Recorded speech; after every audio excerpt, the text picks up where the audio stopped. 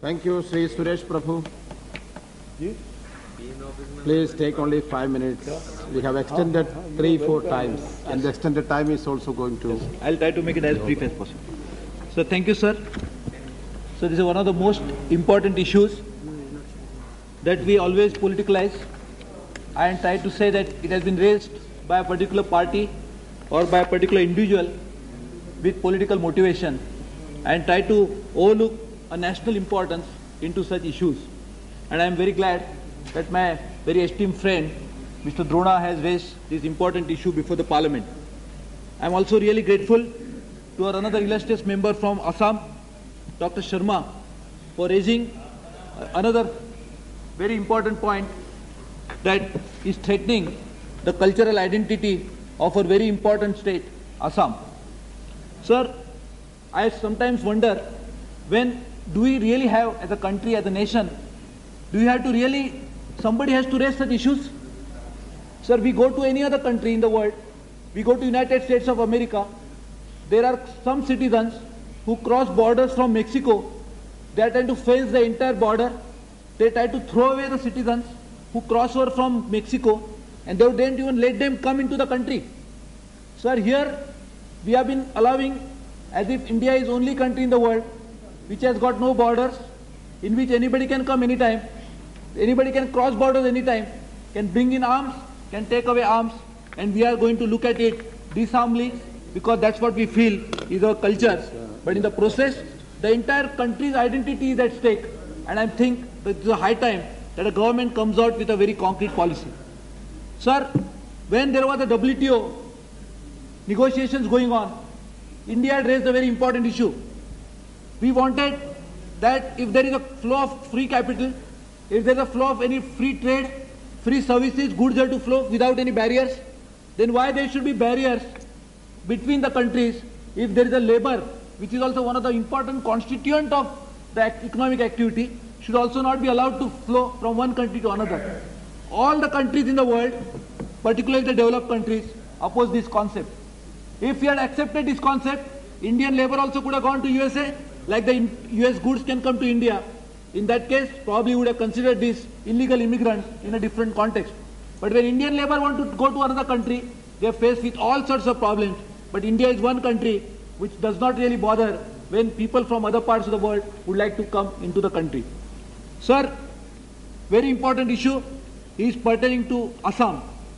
I think I would like to highlight that because the state from which I come, the state of Maharashtra, is also facing this problem in a very big way.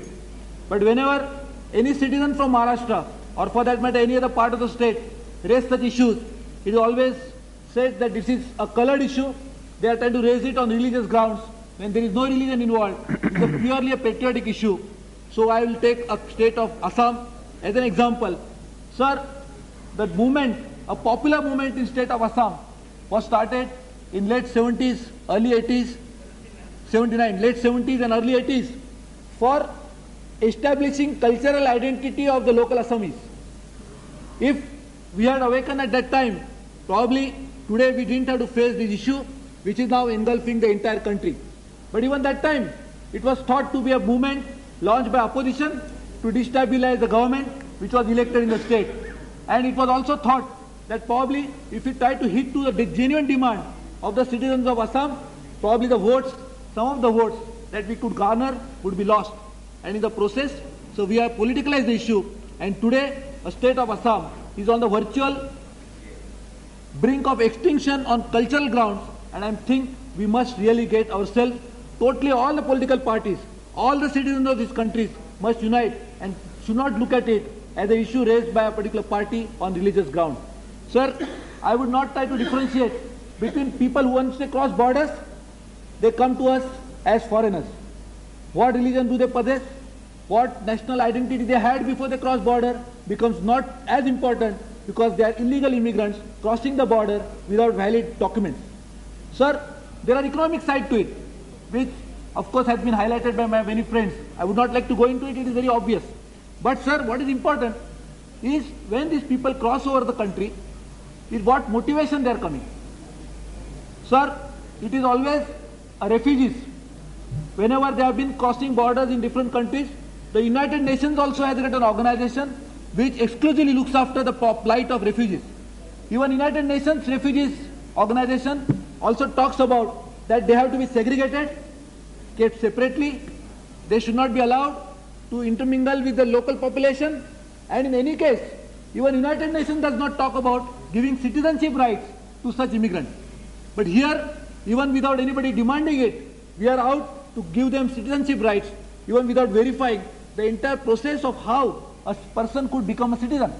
So this is a very serious matter, and I think unless we really try to dwell upon it with all the seriousness that it demands, we would have lost a good opportunity, and probably one state of Assam would go away today, and later on many other states would be the same fate, and this particular August House, which is supposed to be the most sovereign body, which is supposed to look after the interests of the entire country, would not have served its job if we don't look into this, sir. So I remember that people crossed over the borders into India from Tibet. We, as a country, realized their plight. We gave them, provided them with proper house, proper accommodation. We are also trying to segregate them and kept them in different places. They have been there in Dharamshala in Himachal Pradesh. They have been there in state of Karnataka. They have been in different parts of the country. But sir, there are people particularly coming over from Bangladesh.